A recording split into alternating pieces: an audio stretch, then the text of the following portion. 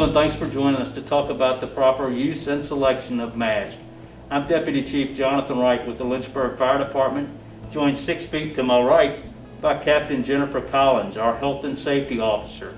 Captain Collins has been instrumental and is our internal source for determining best practice for wearing and donning and doffing personal protective equipment associated with our COVID-19 response.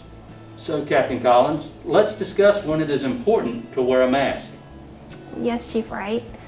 The CDC recommends masks should be worn in public settings around people who don't live in your own household and when you can't stay 6 feet away from others.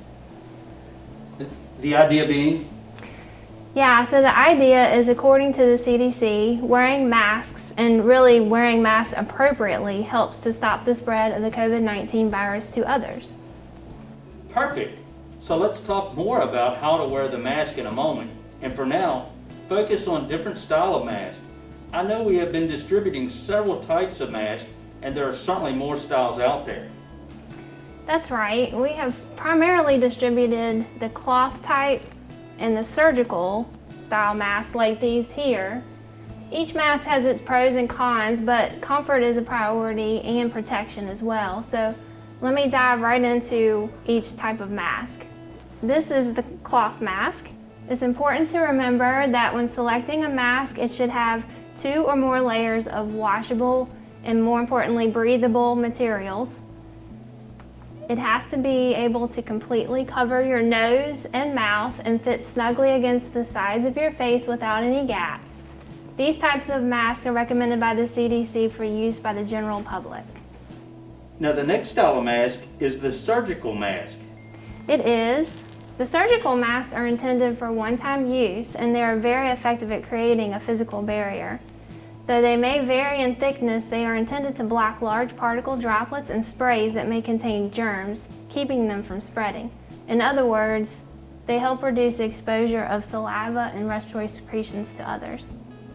So this is why the fire department uses this style of mask on all patients that will tolerate them? Exactly.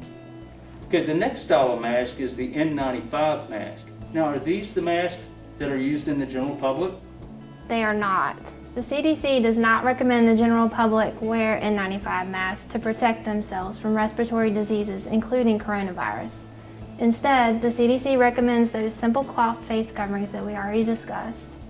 The N95 masks like these are intended for healthcare workers and responders that routinely come in close contact with patients providing patient care.